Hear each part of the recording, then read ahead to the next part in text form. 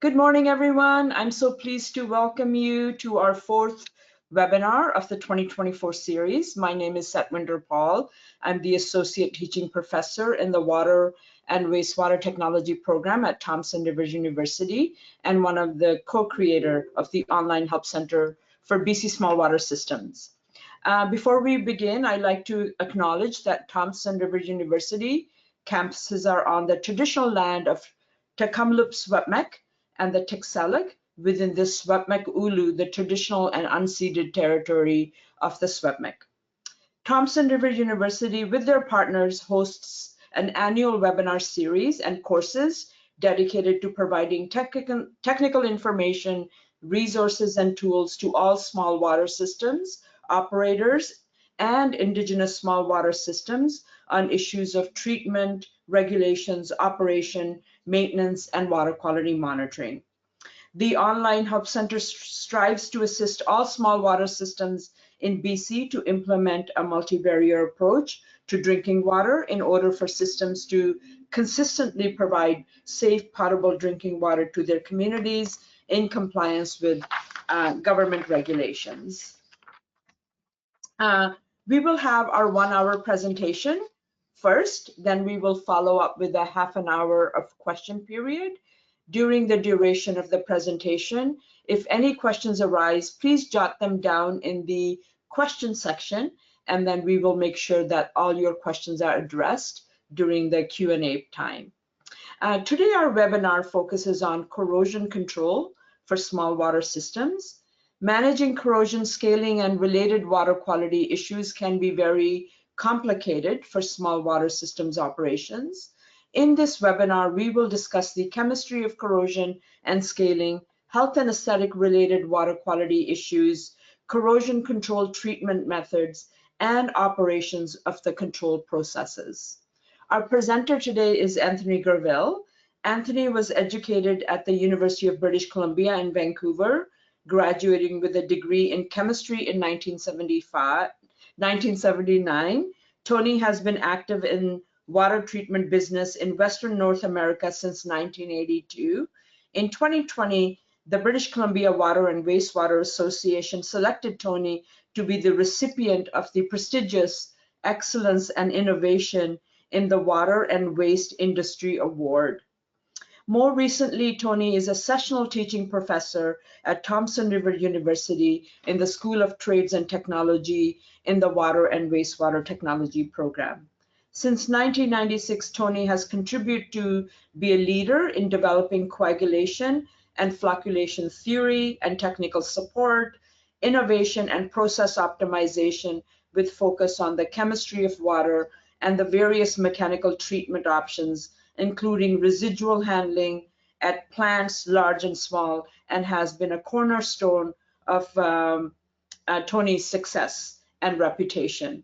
So I welcome you, Tony, and to present on this very complex and important topic. So take it away. Oh, okay. Thank you, Satwinder. Let me see what we can do here. Okay, so I'm going to talk on corrosion and corrosion control this morning, and we may actually refer back to a rather timely for us, untimely for them, episode in Calgary. While I recognize that's hardly a small water system, there's no question that the what happened there could happen elsewhere. What we're going to do today is we're going to define corrosion, erosion, and scaling, remembering that corrosion and scaling are two sides of the same coin.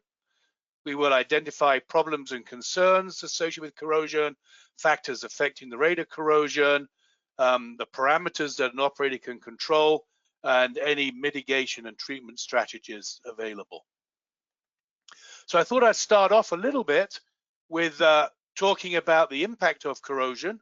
And a 2020 study reported that down in LA there, it cost $400 million simply to replace 11% of the concrete pipe. And that pipe had been damaged by microbial corrosion. So that's a pretty hefty sum.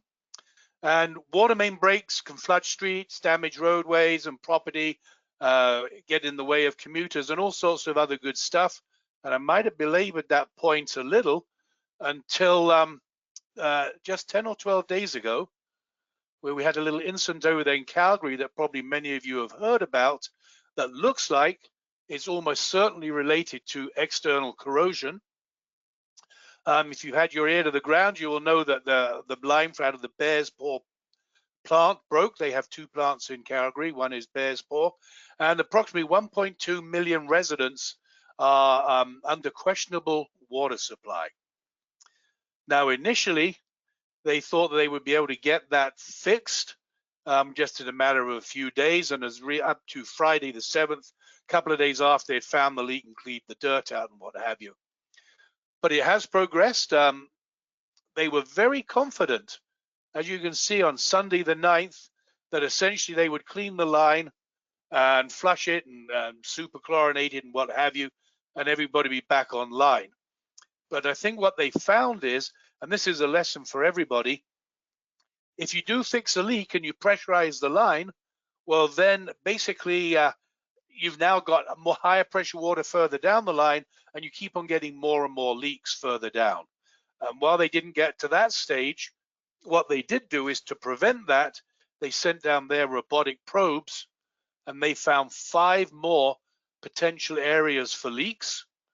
And they have got no water or limited water, because they're running on one water plant now, for 3 to 5 weeks. And the stampede is in 16 days. So they got themselves snookered. And so the reason I bring this up, I don't know whether you can see the mouse here. Got the Bear's Paw plant, we got the line, we got the area of failure. But if you go over to here, you can see you got the concrete lines, you got the inner line and the outer line, and around the outer line is this pre-stressed concrete. And if you look at the lower image here, that's all corroded away. That is almost certainly external corrosion.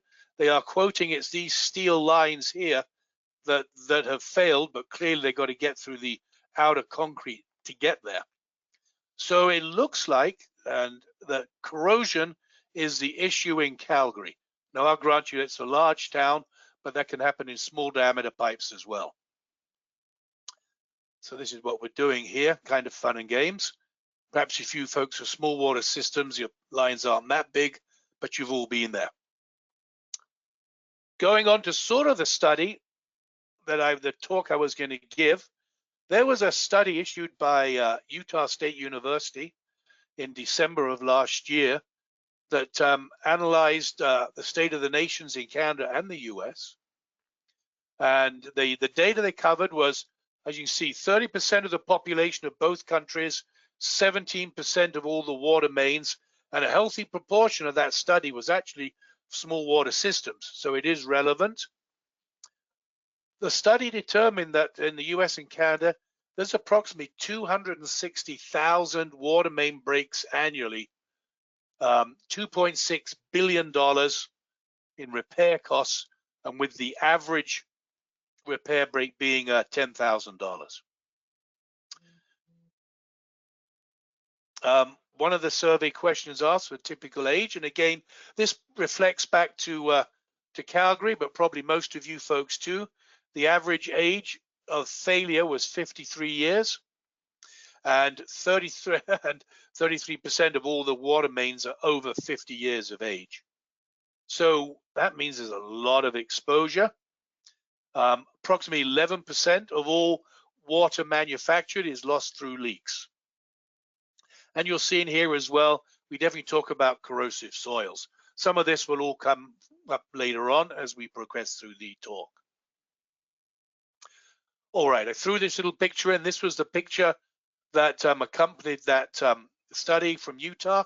And in particular here, you'll see a nice little water pit causing the leak. And we're going to be talking a lot about this as we go through the day. So if you want to define corrosion, erosion, and scaling, we certainly want to look at water stability as being in there. But really, what is corrosion? Well, when you have metals in the ground, the metals in the ground are ore, and they exist not as pure iron, but as iron sulfide, chloride, hydroxide carbonate, bicarbonate, whatever it is. When that ore is dug up, it is sent to a smelter.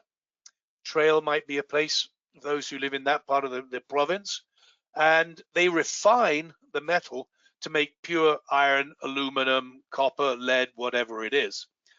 Well, that refined metal is, if you like, at a higher energy state. And really, one of the laws of chemistry and physics is ultimately everything reverts to its lowest energy state. And essentially, corrosion is the returning of the refined metal back to its original state, some type of oxide, hydroxide, sulfide, something like that. So essentially, you're taking metal out of the ground as an ore, you're refining it, and especially if it's a water main, you're putting it back into the ground, and lo and behold, over a period of time, the metal reverts back to its natural ore status. We can also define it a little more scientifically as an electrochemical reaction. And in order for this corrosion cycle to happen, we must have an anode, we must have a cathode, we must have a connection between the anode and the cathode that will allow electrons to move, and that is typically the metal itself. And then we must have an electrolyte that allows the ions, which is the returned iron ore, to move around and become iron hydroxide. That's the electrolyte, that's typically water. Okay, so we need an anode, a cathode, and we need water, we need oxygen, and we got the metal itself. And a basic chemical equation, the basic electrochemical equation can be written as such. M is metal, so metal becomes a charged metal plus electrons. So we might put iron becomes, or Fe becomes Fe2 plus 2E minus. That's a very simple state of what's going on. Erosion, sometimes called erosion corrosion. We do experience that in the field. Erosion corrosion is literally erosion. So the force of the water, especially around pipes and angles, right angles, or if you've got abrasive wastewater, can literally erode away the metal pipe, cause some thinning, and eventually it fails. So erosion corrosion is definitely something you have. Obviously, lines fail after 100 years. And then finally, we've thrown in scale. Scale is the opposite side of the coin to corrosion, and a water can either be scaling or corrosive. But the reason this is in here is that one of the ways to control corrosion is actually to manipulate the water and maybe make it ever so slightly scaling. Use a little bit of scale to put down a passive layer to prevent corrosion. Again, we'll talk about that further along, but scale and corrosion are definitely two sides of the same coin, and you should be aware of how they play out. Okay, so aqueous stability. If we're talking about a line, a pipe, and we got water in the line or the pipe, then we need to know the nature of that water. And essentially, is that water corrosive? Is that water scaling? Or is it even balanced? And so we want to do what we call a water stability test. And many of you might have heard of the Langelier Stability Index. Whoops, okay, we can go to here. The Langelier Stability Index, the LSI.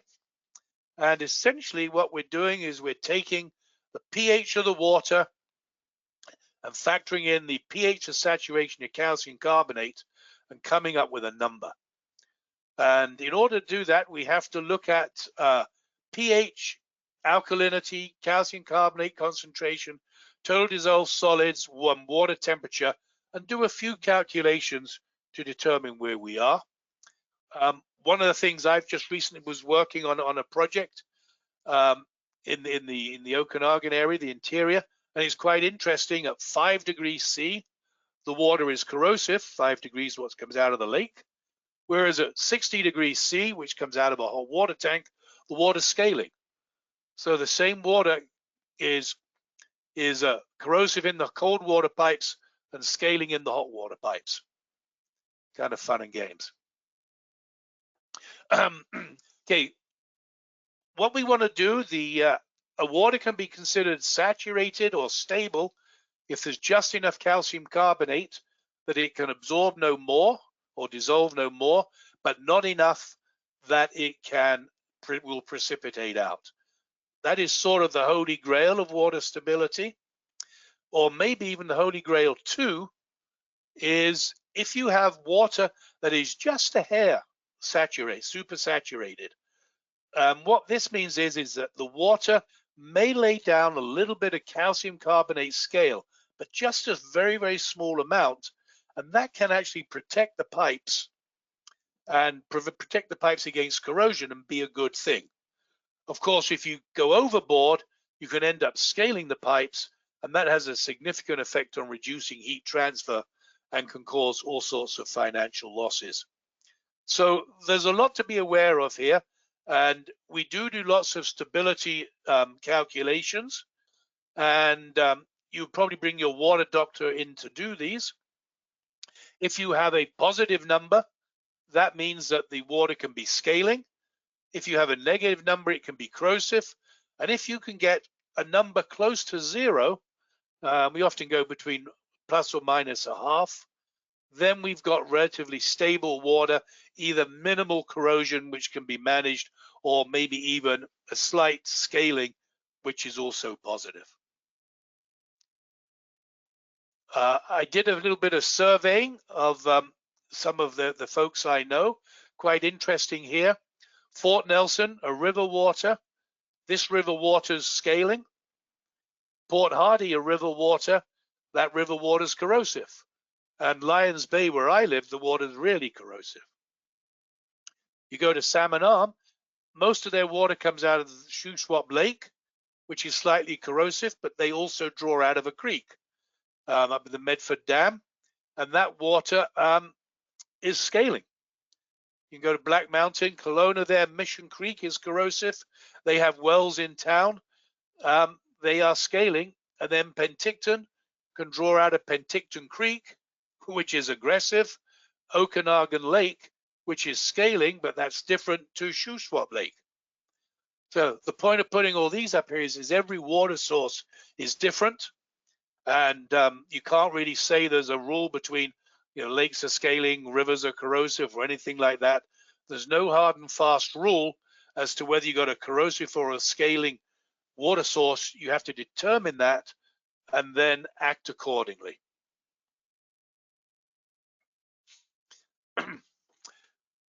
There are many, many types of corrosion.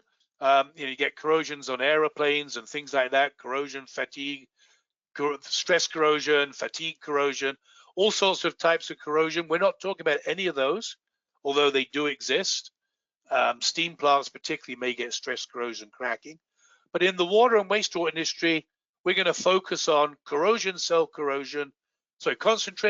corrosion, galvanic corrosion, and under deposit corrosion. We've also got to remember that corrosion can have different effects on where it might be. Purely as a generality, so I'll deny I ever said it, corrosion in the distribution system will lead to the degradation of the mains, so it can cause an increase in iron or the product of AC main failures, silicates, asbestos, aluminum, what have you. Whereas corrosion in a household typically will lead to more lead or copper in the finished water, with lead being the chief bad actor. We can also look at corrosion as a function of whether the relative size of the anode and the cathode. And what you don't want is a very small anode and a very large cathode.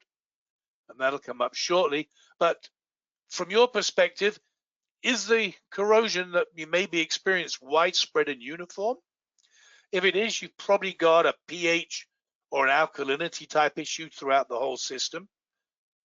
Do you have localized or pitting corrosion, which is really what we don't want to see? And that's often due to some type of metallic imperfection.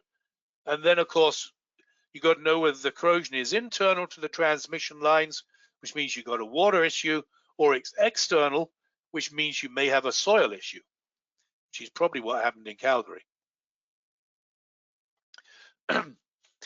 Like we said, corrosion is an electrochemical reaction in which there is an electric current that flows through the metal. Okay, the concentration cell corrosion will occur when the anode and the cathode are within the same section of metal. And that's important when we talk about the difference between corrosion cell and concentration cell and galvanic corrosion. Okay, so in most instances, concentration cell corrosion is associated with iron piping. And one of the keys is metal loss occurs at the anode and metal accumulations can occur at the cathode. But the key is metal loss occurs at the anode. Okay, so we got some nice little photographs here. And you can see up here, you've got some corrosion pits, maybe some corrosion pits in there. And then you've got this orangey deposit here. That's the tubercles. That's the cathode. So you've got anode and cathode. You even got a little bit of external corrosion here. And then this is a really exciting picture of the tubercles, the tubercles that deposit. You can see these are really hard. In many spots, the metal is actually fine, although there clearly is some corrosion of the metal happening around here. So this is all the tubercles that can cause trouble. So what happens is, in a concentration cell, you've got minor imperfections in your metal, cracks, welds, stress points, or whatever it might be. And where you have that stress point, that minor imperfection, that one of the consequences of that is that was where the anode will form. You will get localized oxidation, which means the formation of the MnN plus or formation of Fe2 plus. So that is, you've got the refined high energy metal that at the site of corrosion then becomes a lower energy metal iron, and essentially it wanders off into the water. So you get a hole in the metal. The metal is corroded, the metal leaves, the metal iron wanders off into the water, which is the electrolyte, and you actually get thinning of the metal. But those electrons have to go somewhere, and the electrons go through the metal. The metal conducts electricity. We all know that. Copper wire is how electricity flows. So the electrons fly through the metal, and they end up at the cathode. And at the cathode, you've got water and oxygen present, and you go through a chemical reaction, and you form particularly the hydroxide radical. And then the hydroxide radical will interact with the iron ion, and you form the tubercle. So here's a little diagram. At the anode, you've got iron going to iron 2 plus 2 electrons. The iron 2 plus wanders off into the water. The electrons whip through the metal, come to the cathode. There's a whole bunch of chemical reactions at the cathode. For the eggheads, they're here. You can certainly come back and follow this later on, but you end up forming particularly the hydroxide, and the hydroxide goes into the electrolyte too, and then the iron and the hydroxide end up forming rust. Now, if there happens to be excess oxygen present, which there often is, the Fe2 plus becomes Fe3 plus, and OH3 is rust. So again, another indication here, you've got corrosion happening at the anode. The iron goes into solution. The electrons go through the metal. They react with oxygen and water, form the hydroxide. The hydroxide reacts with the metal and forms a corrosion tubercle. And there we go. And there's another picture of it there for you as well if you come back to look at it later. What is galvanic corrosion? Well, galvanic corrosion is sometimes called dissimilar metal corrosion, bimetallic corrosion. Some folks call it electrolysis, but that's not correct. But essentially, you've got two different metals. So whereas the concentration cell, the anode and the cathode, are in the same piece of metal, in galvanic corrosion, the anode and the cathode are in two different metals. But other than that, it's really quite similar. You've got oxidation happening in the anode, and you've got its flow of electrons, and you've got deposition at the cathode. The perhaps big difference here is that galvanic corrosion can happen in water, but it can also happen in the soil. You've got water and moisture in the soil, and the soil can become corrosive, and the soil can become the electrolyte, and that's external corrosion. When this happens, the rate of metal loss at the anode can become really high. And the corollary of that is the rate of metal loss at the cathode can become quite low.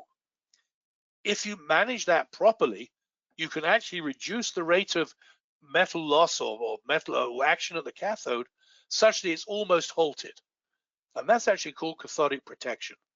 And that'll be touched on towards the end.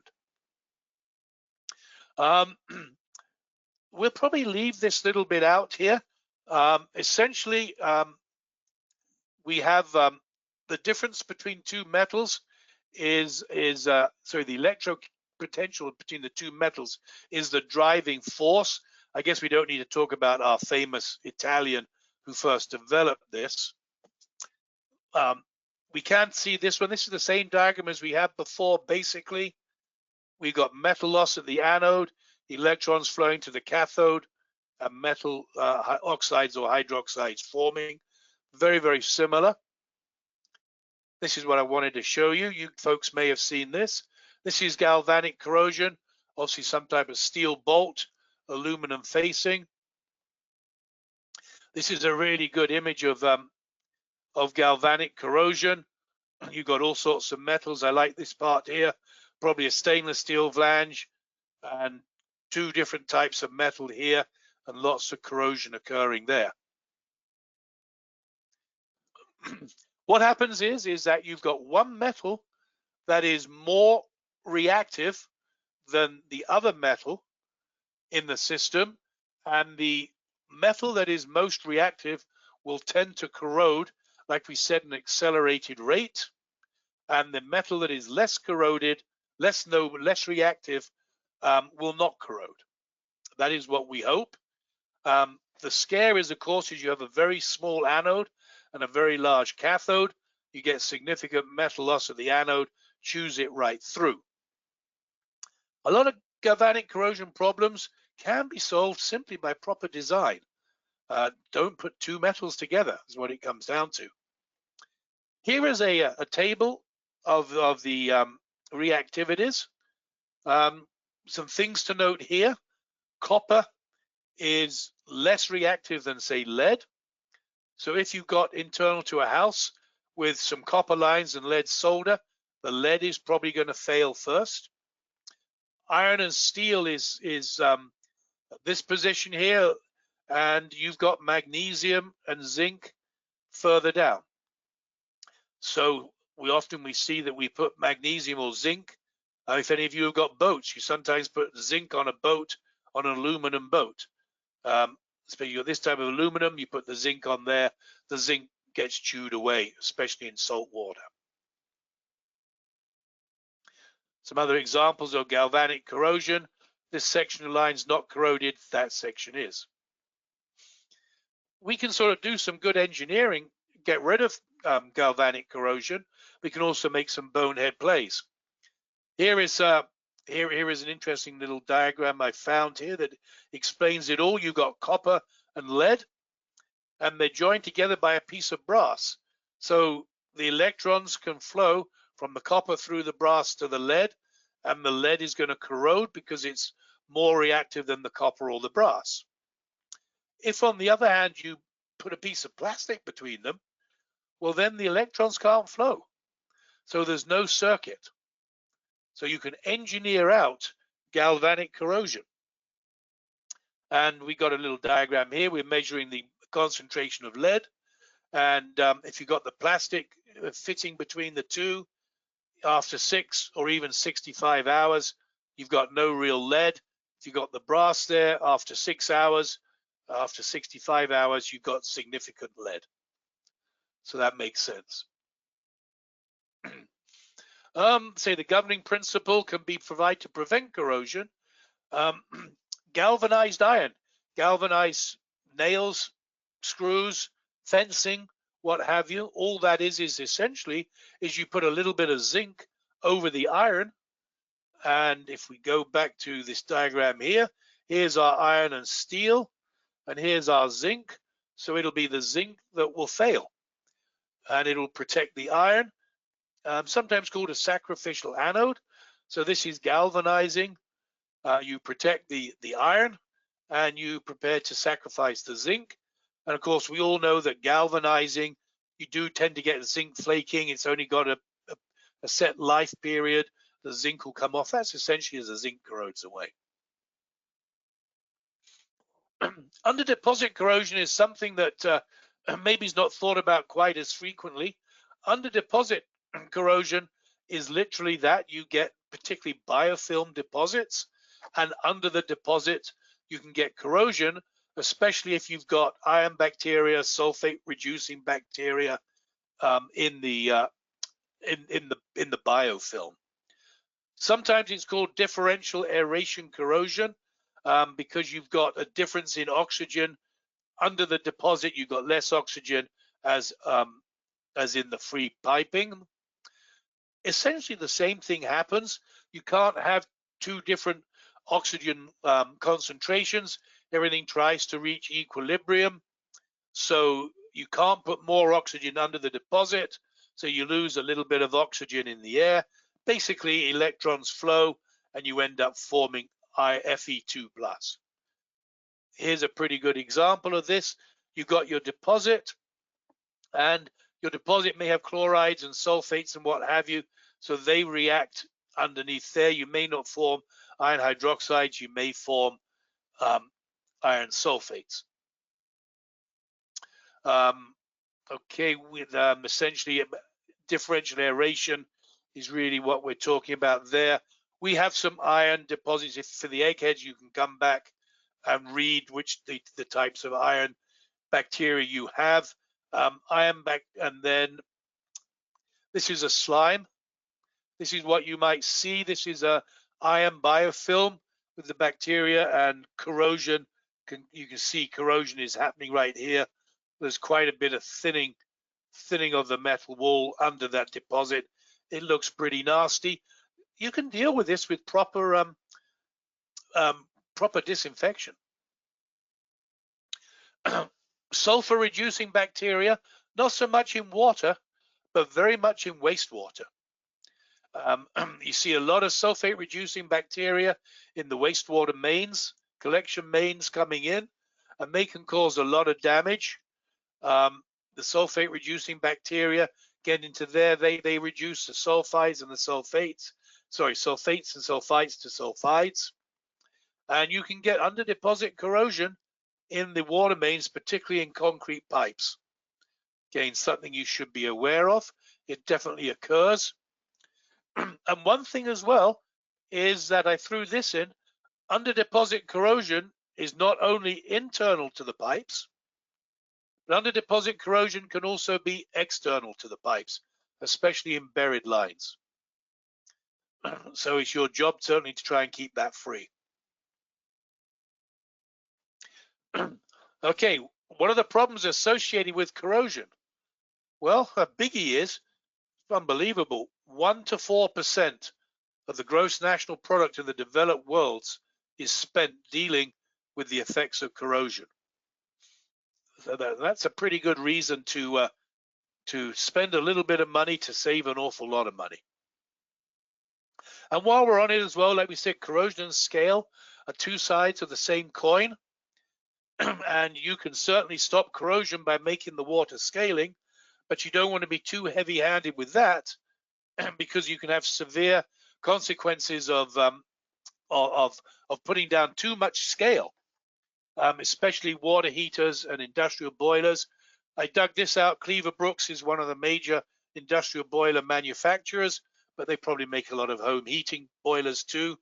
But many of you will, especially in the small towns, will have the ice rink and the swimming pool and the town hall. You may have a little fire tube boiler in there. And scale, as much as a 1/16 of an inch, can cause a 14% increase in fuel consumption. So again, while corrosion and scale are two sides of the same coin, we have to be very cautious about how we play the game. This is a project I was been working on actually just in May. So this was last month, a small little project you can see here, maybe a 4-inch line there, but this is just a 1-inch line. And just take a look at the iron deposits around, nasty stuff. Okay, corrosion prevention and management can have significant public health benefits, and of course the corollary of that being poor corrosion control can have significant public health consequences.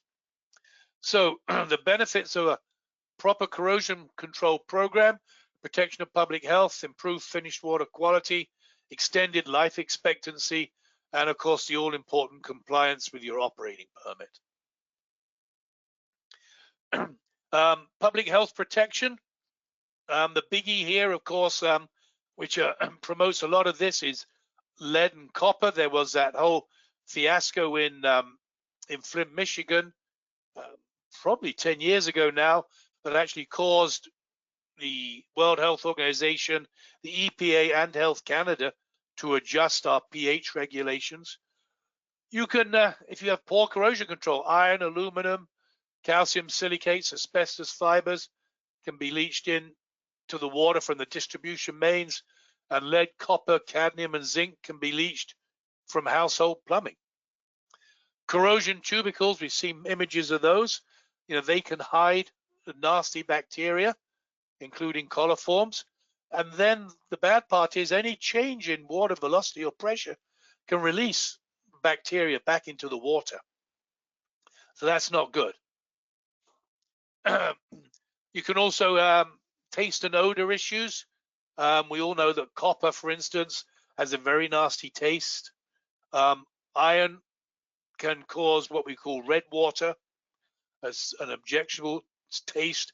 The phone will be ringing off the hook there. Of course, any dissolved iron can act as a food source for iron bacteria, just cause if everything's going around in a circle. We know copper leaching is a bad taste. And secondary disinfection demand can increase if you have iron bacteria. This one's pretty obvious. If you've got corrosion, the life expectancy of your pipes is going to be significantly reduced. We've probably seen that in Calgary right now. Their lines that failed are only half their anticipated life structure. Corrosion tubicles can reduce the diameter of the piping. They can reduce capacity, increase elevating resistance to flow. Really what that means is your system efficiency goes down, your pumping costs are going to increase. It can cause a lot of issues beyond simply replacing the lines sooner than you thought. Whole operational issues every day if you've got corrosion happening. Of course, you need compliance with your drinking water quality standards. We all know about the lead issue in Flint a few years ago. That's the obvious one that stands out, and that is obviously why we had an adjustment in pH and alkalinity requirements as a consequence. Okay, corrosion factors. What affects the rate of corrosion? Essentially, we've got 4 issues here. 3 of them, the top 3, are relevant to internal corrosion, and environmental factors are associated more with external corrosion. Choose your materials of construction, get the correct metallurgy. Lots of people are moving to plastics, of course. Make sure you understand where your metals sit galvanic series, try and engineer out that. Manufacturing defects, make sure you got quality product. Age of the pipe factors in. You get significant corrosion in the first year, then it really settles down. Then it does, obviously, you get corrosion as the age is extended. Scale accumulations can sometimes mitigate the effects of corrosion. So that's all good. Operational factors, probably more to do with erosion, but water flow, pressure, temperature probably should be in there. Water hammer, and then the type of water. The treated potable water, is it stable versus unstable? That's that LSI index you probably need your water doctor to help you with. And probably more on the waste side, you've got abrasive water, raw industrial wastewaters, municipal sewage, have grit and things like that in it. So there are certain operational factors that can affect the rate of corrosion. You do have control over some of those. The water quality, I say this goes back to LSI, dissolved oxygen, obviously TDS, conductivity, calcium, ones we talked about earlier on. All those factors play in the stability. Biological factors, again, this is something that you folks can really work with. Make sure your disinfection process is right. Iron bacteria, as we said, can form slime, and you end up with red water. Sulfate reducing bacteria, you can end up with that rotten egg smell and black water. So their water quality can be affected by biological means. I found this little diagram here. Essentially, you can see you've got all these factors playing on inside of the pipe, and they've put in manufacturing defects and leaks and what have you. So all these factors can all play a role in determining what happens internal to your pipe. Couple of fancy pictures there. External factors, sometimes overlooked, but very important. Ask the folks in Calgary. Soil composition and characteristics, stray electrical currents, so power lines, railway lines, corrosive gases, and of course the all-important temperature. This is a diagram I dug out from a National Research Council paper I was reading.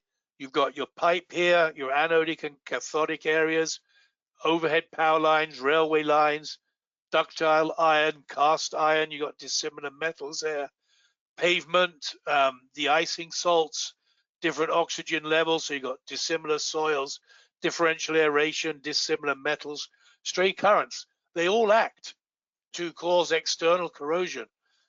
You should be aware of what's going on. There's probably a list of them there.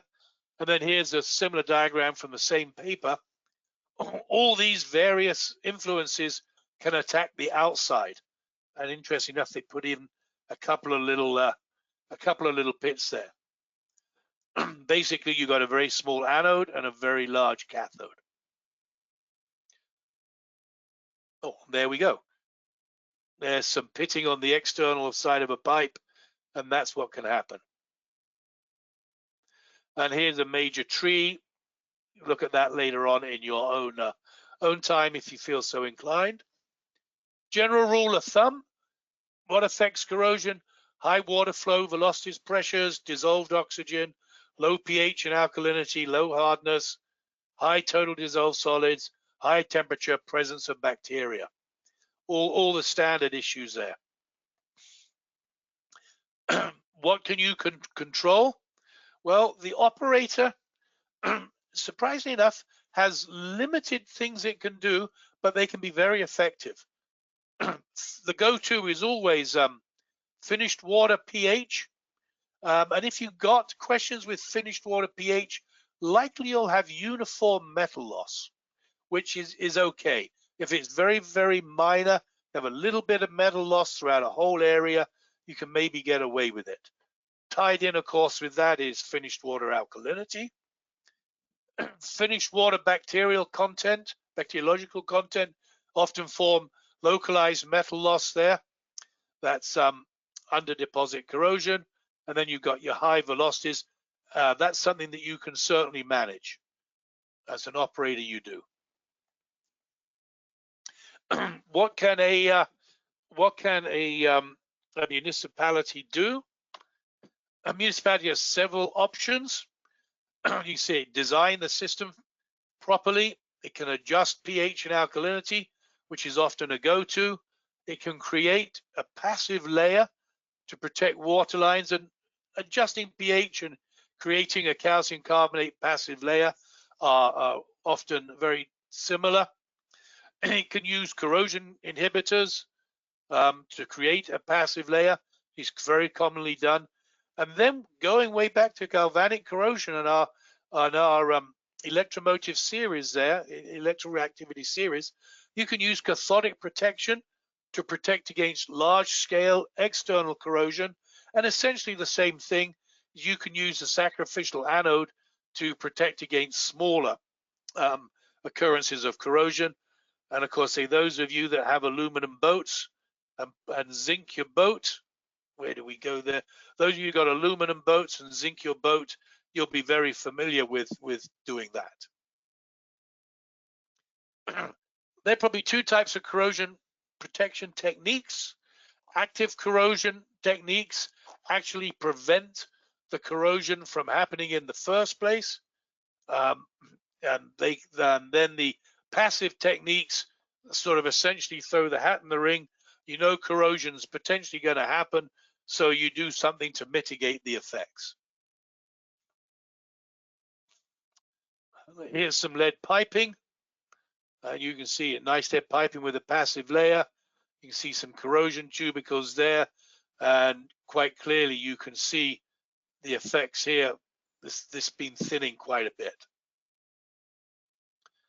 Okay, so how can you design the system to lower the potential for corrosion? Well, you can certainly start off using the correct materials and metallurgy. So you've got alloys, reinforced concrete, which again, I guess Calgary keeps as a gift that keeps on giving here. They used reinforced concrete there, which was probably the right thing to do, but they've got snookered. And then of course you got your plastics, your PVC, your CPVC, and what have you. And more these are being used. Use of galvanizing, we've all done that. Non-metallic coatings, very important there. You can line metal pipes with some type of plastic. You can even paint them. Use a lot of lead-free solder, if it's all possible. We saw if you got copper lines, traditionally we've used lead. We've seen on that electromotive series there that lead is more reactive than copper. So if you got lead solder on copper, you're going to leach lead. Only use properly certified materials. That definitely lowers the corrosion potential. Reduce the number of 90-degree angles. Use 30-degree or 45-degree connections. Maybe you're going to have to obviously put 3 30 degrees or 2 45 degrees. But if you do that and avoid the right angle, you're going to get much smoother flow of water, much less erosion corrosion. Make sure when you got your lines and pipes supported that you don't have two different types of metals. You can insulate the metal support, design out as many of the environmental factors as possible. That can sometimes be tough because of course it does rain and the soil gets moist, but you can certainly look at stray electrical currents and things like that, and using proper de-icing chemicals. They really enhance the conductivity down there. And proper and enhanced disinfection protocols. That sometimes doesn't get talked about too much when we're talking about preventing corrosion, but proper disinfection goes a long way. Okay, corrosion-resistant materials are used where protective coatings or passive layers are insufficient. We can certainly use stainless steels. Expensive, but worth it, to be frank with you. Titanium, well, maybe not titanium, that really is expensive, but nonetheless, you can sometimes throw that into the alloy mix. Plastics are becoming more and more common now.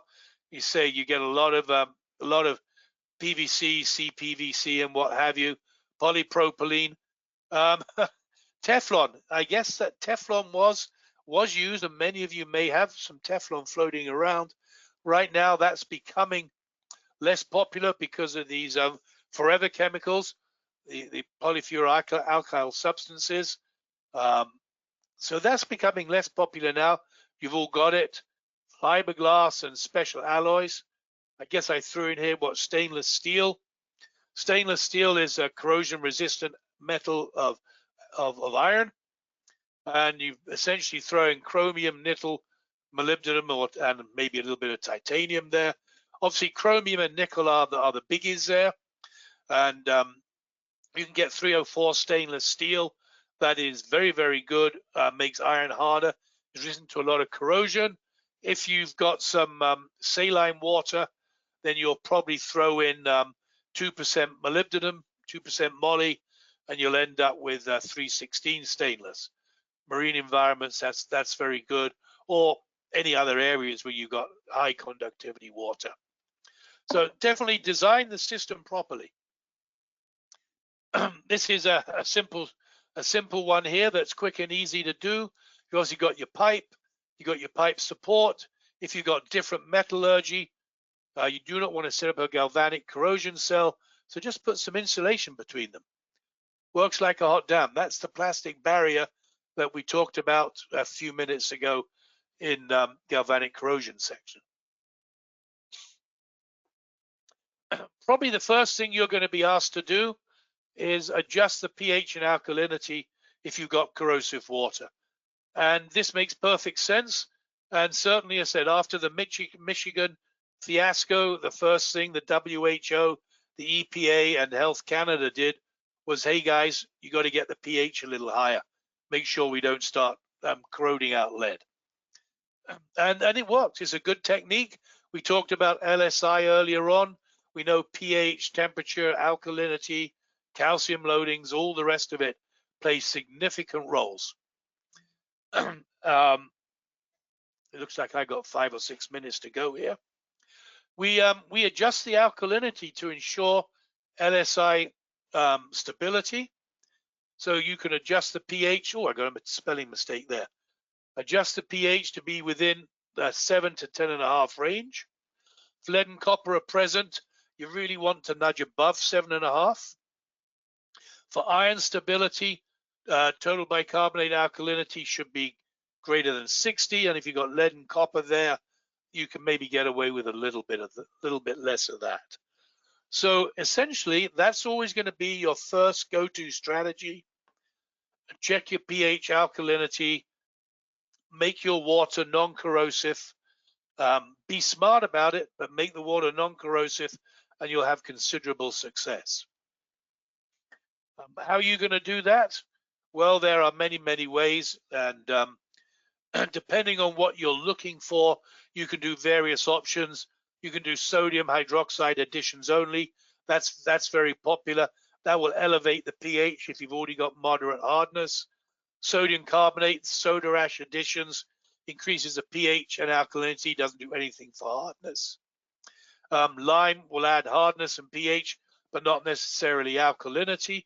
So you've basically got to determine where your water is a little bit deficient, and then pick your poison to address that deficiency. So quite often lime and soda ash are probably the best options, but that does mean 2 feed systems, so you don't normally go that way, especially in a small system. But you can definitely do a pump on a drum with sodium hydroxide, and you can definitely make up a drum of sodium carbonate every 2 or 3 days and make the adjustments necessary that way. Another option, which is very closely tied in with this, and is actually to consider the fact that scaling and corrosion are 2 sides of the same coin. And if you have a water that is corrosive, just make it a hair scaling. And that works very, very well. Obviously, it's associated with controlling pH and alkalinity. Essentially, what you want to do is you want to add your calcium and your alkalinity, so your hardness and alkalinity, make that water just slightly saturated. and the pH has got to be slightly above the pH of saturation. And you will always then have a coating of calcium carbonate that will passivate the internal surfaces and prevent corrosion.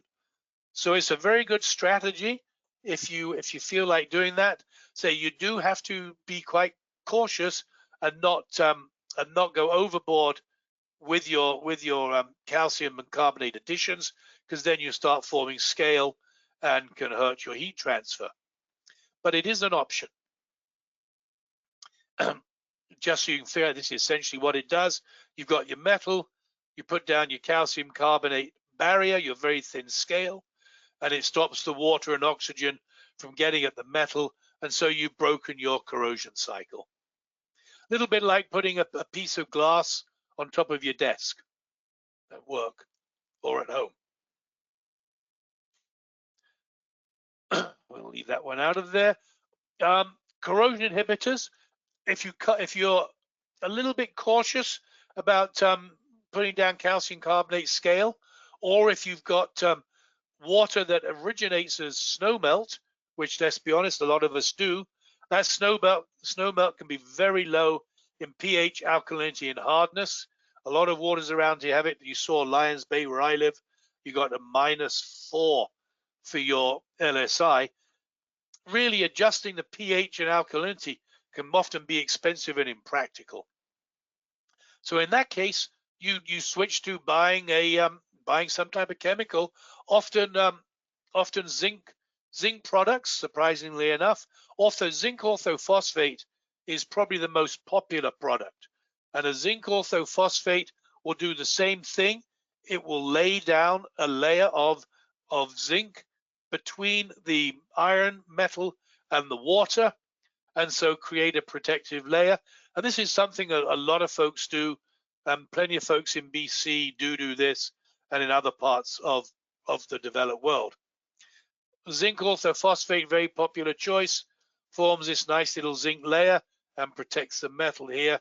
Here's somebody trying to sell zinc phosphate, I guess. You can see here you got metal loss. Okay, we got a little bit of the chemistry of this, which probably, considering the time, we can probably not spend a lot of time on, but ask your water doctor for zinc orthophosphate or zinc polyphosphates, and they'll be able to come and determine which one is best for you. And there is another good thing there is that the polyphosphates can also sequester dissolved and colloidal iron and copper and magnesium and what have you. And they can prevent red water, can prevent iron-based biofilms. It doesn't actually prevent corrosion, but it does offer some relief for some of the negative effects. So that's something for you and your water doctor to discuss if you feel the need. And here's a really fancy picture that's going to dazzle you. Essentially, we're forming a zinc phosphate layer. So we can make that layer zinc phosphate, or we can make that layer calcium carbonate. Or we can make it paint. There's a reason why sailors are always painting their boat. You've got a lot of aggressive saline water. You've got moisture in the air. You paint the boat. That's probably the best inhibiting layer there on them all. Site prep, primer coat, intermediate coat finish, and you do see a lot of paint and a lot of plants. And there's a very good reason why. It's an excellent corrosion inhibitor. Finally, getting towards the end here, going way back again, cathodic protection. Cathodic protection is a very good way to inhibit or mitigate the effects of corrosion. As we said right at the beginning, you can have two different metals, and the metal that is most reactive will corrode, and it can corrode at a faster rate than it might do on its own. The opposite side of that coin is the metal that is less reactive, more noble, will corrode at a slower rate than it might have done on its own. And in fact, if you've got the wrist action right, you can even prevent the corrosion occurring at the cathode. And that's really good, and that's called somewhat surprisingly, cathodic protection. And what you need to do with that is you need to have an anode that essentially gets sacrificed. And the cathode lives to fight another day. And we're at noon, so we just got 2 or 3 more slides to go here.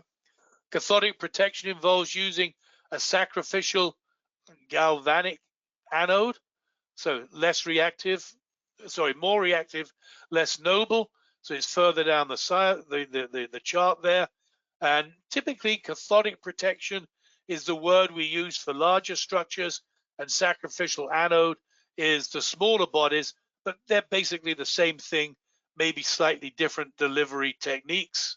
Both strategies are galvanic corrosion. So once again here, essentially what we're doing is we're sacrificing maybe aluminum with a little bit of iron and steel, certainly zinc and magnesium. We're going to sacrifice these to protect these. Simplest form, here it is. Here is our little cell diagram. You got your metal, your electrons will flow through to the sacrificial anode. We said metal loss and corrosion occurs at the anode, and then you got water or soil as your electrolyte, and then the ions go through there. Whoops, wrong. There we go. This is something you'll be more familiar with. You've got your iron pipe underground. You've got your moisture and your oxygen coming in. It's going to start a corrosion cell. You've got your transfer of ions through the soil, and you've got your transfer of electrons through the cable. Essentially, your magnesium or aluminum block that's set aside from the pipe corrodes, and your pipe stays integral. And once a year, once every 6 months, you have to scoot over and you have to replace your aluminum or magnesium or zinc block. And sacrificial anodes are exactly the same thing, just on a smaller scale. And say we often use zinc. You can put zinc on a roof, and you can put zinc. You bolt it to the bottom of a boat. And so the difference between cathodic protection and sacrificial anode is that cathodic protection tends to be separate, whereas sacrificial anode, you tend to bolt the sacrificial anode to the metal you're protecting. But other than that, it's the same process. Benefits of using sacrificial anode or cathodic protection: they do not require the addition of chemicals, so you don't have to monkey around with zinc orthophosphate. You don't have to monkey around with lime or soda ash or anything like that, or getting the pH right. They can be manual or automatic. Only the downside is they are a little costly. And I think that is the end. So I don't know how close to noon I am, but I think I'm fairly good. And yeah. It's 12:03, Tony. 12:03, so there we go. Perfect. Yeah, perfect. Thank you for that very comprehensive and informative presentation. For the next half an hour, we can take questions from our attendees. So while those are coming in, Tony, we've been talking about the importance of biostability, like how biostability of your water plays such an important role in corrosion control overall. Do you want to talk about that briefly? Yeah, that's sort of often the missing part, isn't it? Yeah. Yeah.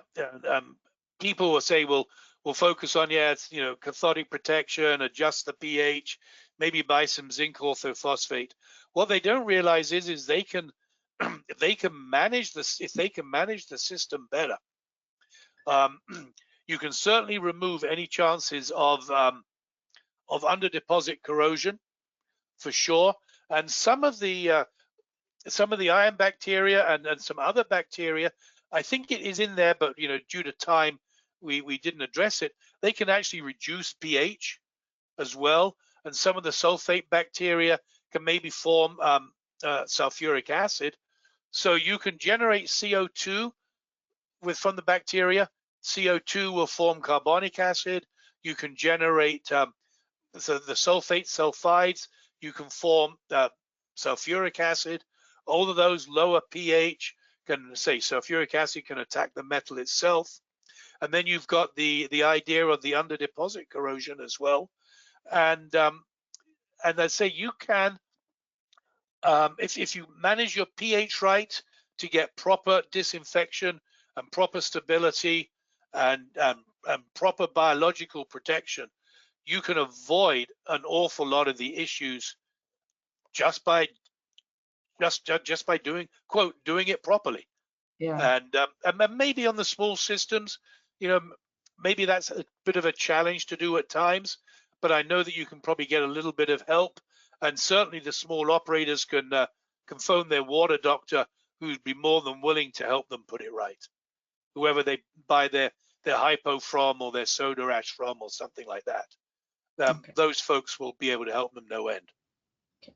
I have a question. Thank you, Ken, for asking. Can you comment on the effect of stagnant salt water on stainless steel pipe? Okay, I'll ask that. AC pipe is asbestos cement. That one just came through there. Yeah, stainless steel. Stainless steel depends the type of stainless steel. I think your name was Ken there, wasn't it? Yeah. Stainless steel. 304 stainless steel would be susceptible to corrosion in a stagnant saline environment. Absolutely. The conductivity and the presence of the chloride can have an effect on the 304 stainless. That is why you would want to go with the 316. And the 316 has some moly and maybe a little bit of titanium, but that 2% moly just hardens it enough that, generally speaking, it can become resistant to saline corrosion. So the answer to your question probably there is make sure you've got the right type of stainless. And of course, the 316 is obviously more expensive with adding that moly and the titanium in there. So we talked about corrosion control. One of the first things we do is you can engineer out the systems, proper design, proper metallurgy, and don't buy 304, buy 316. And that should address the problem, as well as you take it out of the water and power wash it off every now and then. Next question is on the AC abbreviation. In your presentation, you had AC pipe. They just want to know what's AC pipe. That's asbestos cement. Cement, yeah. So those are pipes that were the little village I live in. I live in a village of 1,500 people, 500 connections, and probably a third of our piping is AC cement, asbestos cement. It was considered to be very good at one time. It's relatively inexpensive. It does have some ductile features to it. The problem, of course, is that when it corrodes, it's the asbestos fibers, and you've got to be cautious here. Asbestos, in unto itself, is not a health hazard, and so asbestos is no real regulation on how much asbestos can or cannot be in the water. But what you have to do is you have to look at the fact that it's the asbestos fibers that are the problem. And it's always been asbestos fibers that are the issue, which is why it was taken out of insulation. The asbestos fibers can get in and plug the lungs. Now, if you've got asbestos fibers in the water, it's not going to plug your lungs. But nonetheless, it's the asbestos fibers that are being closely looked at. And right now, there's a lot of focus being paid on that, because our AC pipes are 50 years old and they're beginning to fail. So asbestos AC pipes are now being replaced CPVC pipes as a rule when they can be. Okay. Okay. Question from Lynn. Great presentation, but walloped through faster than I took in. Please send slides. Also, we have rainwater harvesting. Do we need to think about corrosion? It is of potable plastic and or the plastic used for brakes, all potable grade. Okay, well, the presentation will be up. Yes, the presentation will be available to you whenever Satwinder puts it up. I guess she likes to put it up after the talk rather than before. That means you pay attention. Rainwater harvesting. Yeah, rainwater tends to be very soft. It's like the snow melt. It is soft. pH is sometimes not too bad, of course. I don't know how old you are, but if you're of a certain age, of course, you'll remember acid rain when the rain was terrible. That problem seems to be solved, but nonetheless, it is still soft and still corrosive. I think I see there that you're using potable plastics. So generally speaking, if you've got the potable plastics, you should be okay from a corrosion perspective. But living in a village that does that, you do have to be careful that the sun can sometimes make the potable plastics brittle. So it's a solution. It's a good solution as long as you are prepared to replace them. Keep an eye on the portable plastics and replace them whenever they get brittle, which actually looks like plastic used for brakes in the potable grade. Okay, what's that last part? Maybe I don't understand what the last. Are the plastics used for brakes all portable grade? Maybe I don't understand that. Yeah, not necessarily. You will have to check the NS standards. Okay. Yeah, we're not sure. Yeah, you would have to check the NSF or ANSI standards for that. Yeah. Okay, next question. I don't know if we can answer this question, but I'll ask. Alex, I'm wondering if the addition of UV disinfection to a system would increase the operator level requirement by a level. What level is required for UV system? UV disinfection at tap at the point of entry to the house treatment plant, etc. Thank you. I think that's a question for environmental operator certification program. If you check out www.eocp.ca and send them an email, they will be able to address that question for you. I don't think Tony and I can offer something. Some comment though, somebody brought up UV disinfection. If you are using UV disinfection on your small water system, first of all, make sure it's got a chlorine residual, but actually that does tie into corrosion. One of the key factors when you're operating a UV disinfection system is the UVT, and that is how much of the UV light, the radiant light, is absorbed by the water. And one of the biggest absorbing materials is actually iron. And if you have any sort of active corrosion in your system, it significantly reduces the ability of the UV disinfection to be effective.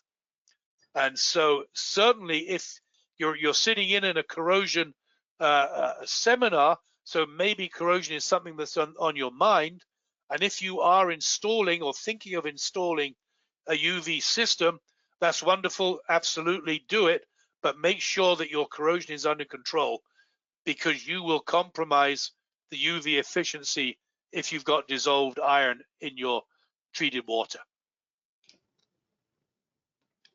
Next question is from Sean. Can regular flushing or unidirectional flushing have an adverse effect where corrosion is concerned?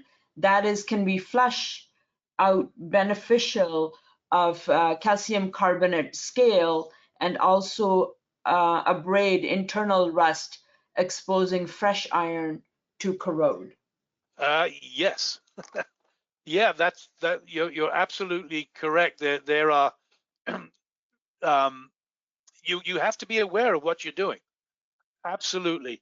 And one of the biggest issues with corrosion or leaks and things like that, of course, is that if you start flushing away the lines, you're exposing fresh metal, and therefore you have to be cognizant that if you have done a really good uniflush system there, your system is unprotected. And in fact, if you've had corrosion in the past and you've decided to take the bull by the horns and really go for it, you can remove a lot of those corrosion tubercles and like I say, the calcium carbonate scale, and exposed fresh or exposed unprotected metal that could indeed result in further corrosion. So yes, when you do that system, when you do some type of flushing like that, you do have to be aware that you've done a hell of a job, you've done an important job, you got the lines all smooth and wonderful. But if you have a corrosive water, you've got to redouble your efforts in terms of corrosion protection. Otherwise, you're right, you're chasing your tail. Yeah. Yeah. So usually, like if systems are using orthophosphate, after flushing, they have to do a increased dose till the scale forms, and then a continuous lower dose to maintain the scale, right? So after the flushing, if you are using corrosion control methods. Absolutely, you're quite correct. Yeah. Lynn asks, where can we get testing for PFAS in water? Yeah, your regular lab does that. Yes. Any lab that you're sending your water to, they will test for PFAS for you. Yes. Yeah. Cassie asks, would a coating on concrete tank in a wastewater system be the best prevention for corrosion? So concrete wastewater. Yeah, absolutely. Yes. Yeah, many tanks are lined. So yes, the answer is yes. The caution with this is all of them is I did mention right at the beginning, somewhere along the line there, the one of the big bugaboos is the relative size of the anode to the cathode. And if you've got a huge cathode and a little anode, then you're going to have very aggressive corrosion in a small area.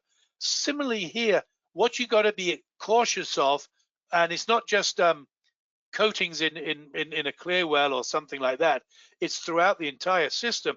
If you have a coating and the coating fails in a small spot, that small spot can be subject to aggressive corrosion. I think somewhere along the line, I said if you've got sort of widespread corrosion with, maybe marginal corrosion with a little bit of pH off, you can have the tiniest bit of corrosion throughout the whole system, and you can live with that for a long, long time. But if you have that same amount of corrosion concentrated in a small area, it's going to chew through and create a hole very quickly, and that's bad. And so, say in your case here, a coating on a concrete tank is excellent, is absolutely, but you got to make sure that coating stays integral, because if you do have a leak, especially in a corner or something like that, you're going to get all the corrosion concentrated in a small area and chew through it and be worse off than you didn't do it in the first place.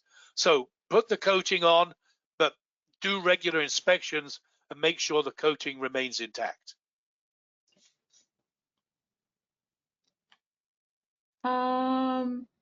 I don't have any more questions coming in. Yeah. So basically, like corrosion control, just like protecting the water potability, it's a multi-barrier approach, and same thing with corrosion control, right? It depends on so many factors, and one of those factors is the water stability and how much calcium carbonate scale you have in your water. So it's multiple things that help you prevent or help you control against corrosion. Yeah, absolutely. I mean, basically, you've got water corroding metal. Yes. So obviously, the two issues are what's the nature of the water, which we talked about, your stability and what have you, and what's the nature of the metal. And again, we talked about that as well. Is you don't want galvanic corrosion. You don't want around welds and corners and fittings and things like that. And then its position on the electrochemical scale, and do you have two together? So it really is, yeah, you've got to look after both sides of it. And one of the things you've got to remember, one of the takeaways from here, I'd say, is that one of Newton's, well, there's that law, isn't there, that everything will find the lowest energy level. And the refined metals that we're using in pipes are refined high energy metals. That's not how they were naturally. They were naturally in the ground as an ore. And there's this natural tendency for the refined metal to go back to its nature state. And that's going to happen anyway. And if you've got if you've got a water that's is unstable, or you don't properly manage it, what you're doing is you're accelerating that natural process. And what you really want to do is decelerate it and manage it properly. So managing is probably the best word. You've got to manage the metal, you've got to manage the water, and you've got to make sure that everything lasts for longer than you're working there. Yes. Pat says, great session. You're the best, Tony. And I totally agree. You're the best. You're the best. You have such amazing knowledge, and you're so generous with sharing. I've told you that over and over again. You're very generous with sharing your knowledge. So thank you very much. Something's come in here. Do you see any downside of using plastics? No. No, not at all. There is some discussions now about how some of these better plastics do corrode, and they do a little bit, especially if they're in sunlight. But essentially, using these higher order plastics is the way everybody's going. Yeah. So that, that's becoming the go-to option right now. People are definitely moving away from AC reinforced concrete and the ductile and the irons and what have you, especially in small water systems. For sure, you're laughing. Yeah, so especially with piping and tubing, you have to look at the corrosion or the breakdown because of exposure to UV light and so on. So, okay. Okay, so I'm going to thank Tony. The presentation will be posted in the next couple of days onto our website, so please watch out for that. You will be receiving your certificates for CEUs in the email following this webinar.